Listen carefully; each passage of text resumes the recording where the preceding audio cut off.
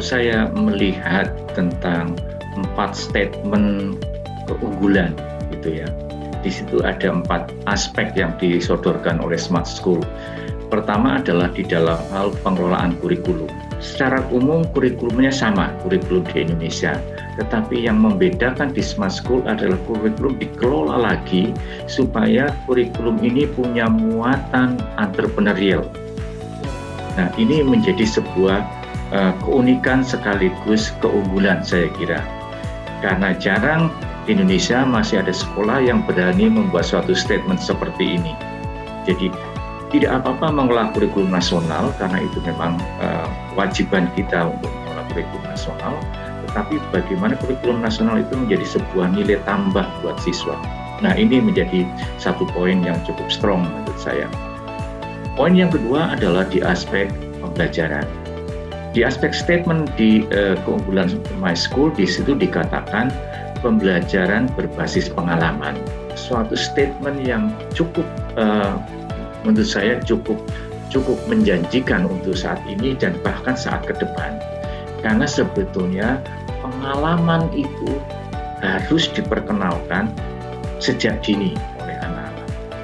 Pengalaman itu yang membuat anak-anak bisa membangun suatu pengetahuan, membangun nilai tambah atau berlatih membangun nilai tambah. Ini menjadi satu poin yang sendiri. Kalau My School memang berani dan mampu mengelola pembelajaran berbasis pengalaman, ini akan menjadi satu strong point yang cukup luar biasa untuk kedepannya. Dan yang ketiga adalah tentang learning environment. Jarang sekolah-sekolah yang menyinggung ini biasanya di dalam sebuah keunggulan sekolah. Karena learning environment di era sekarang itu sama pentingnya dengan metode pembelajaran, sangat pentingnya dengan materi yang dipelajari oleh siswa. Jadi sekolah harus mampu menggunakan learning environment untuk memfasilitasi siswa atau mendorong siswa atau menstimulus siswa menghasilkan karya-karya yang dihargai oleh masyarakat. Nah, ini nyambung sebetulnya dengan poin yang kedua tadi. Jadi bagaimana pengalaman belajar untuk menghasilkan hal-hal yang dihargai oleh masyarakat. Ini menjadi strong point yang ketiga saya kira. Jadi antara yang kedua dan yang ketiga itu sangat berkaitan.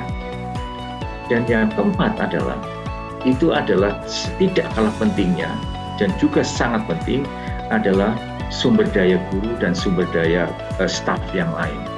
Sumber daya guru itu adalah diperuntukkan untuk bisa memfasilitasi atau mendampingi siswa di dalam pengembangan potensi diri. Nah, ini berarti mengasumsikan bahwa setiap anak yang datang di My School itu punya potensi. Jadi sudut pandang guru terhadap anak itu sudut pandang yang positif. Yang dicari oleh guru ke anak adalah sesuatu yang positif dari anak. Nah, yang positif ini sekecil apapun harus dihargai. Sehingga My School atau guru-guru di My School harus mempedulikan hal-hal positif yang ada di diri anak supaya hal positif ini bertumbuh. Nah, ini adalah saya kira perhatian. Nah, itu sambungannya dengan kultur kerja yang distatementkan oleh My School, ada 2 di situ. Care to grow dan grow to care. Jadi siapapun yang di My School itu harus peduli pada sebuah pertumbuhan. Dan kalau kita bertumbuh, kita harus peduli juga pada yang lain. Sehingga 2 kata ini menjadi kata yang sangat penting.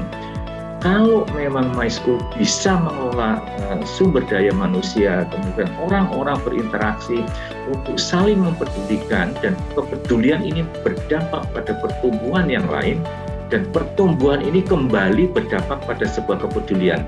Nah, ini akan menjadi suatu budaya sekolah yang sangat indah menurut saya. Saya sangat mengharapkan secara pribadi sebetulnya apa yang terjadi di My School, di Smart School ini bukan hanya untuk Smart School. Saya sangat mengharapkan keberhasilan Smart School di ke depan adalah juga keberhasilan untuk sekolah-sekolah lain, keberhasilan untuk Indonesia. Karena inilah sebetulnya yang harus kita bergerak bersama. Indonesia sangat membutuhkan model-model pendidikan yang mendorong siswa untuk berlatih menciptakan hal-hal yang dihargai oleh masyarakat. Saya sangat mengharapkan smart school not just for smart school, tapi smart school for Indonesia.